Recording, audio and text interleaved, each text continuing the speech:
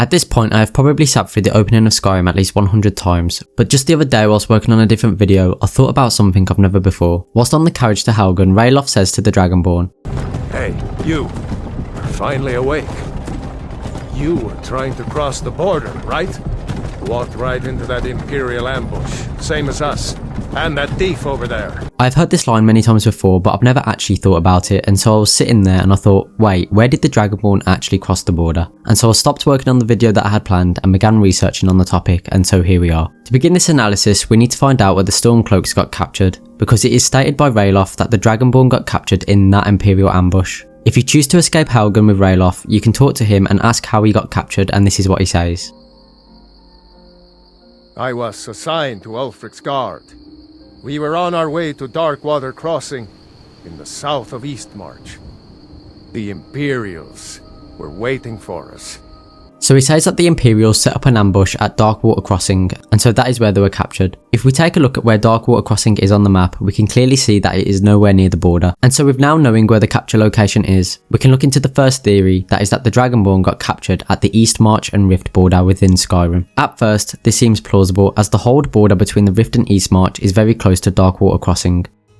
However, this theory has one major issue with it. If you pick a Nord when creating your character, Hadvar will say, "You picked a bad time to come home to Skyrim, kinsman."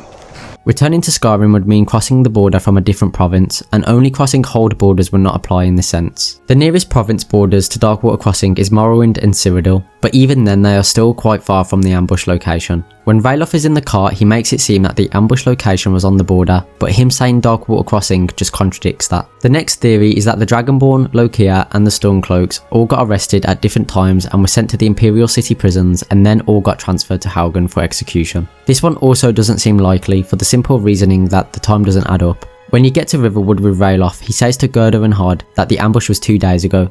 "The Imperials ambushed us outside Darkwater Crossing. Like they knew exactly where we'd be. That was 2 days ago now."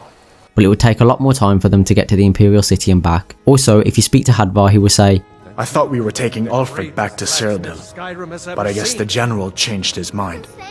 You know the rest." Theory number 3 is that the ambushes happened at different places around Skyrim, but this one can be quickly debunked as Ralof stated that the Dragonborn got captured in that Imperial ambush, meaning the same one.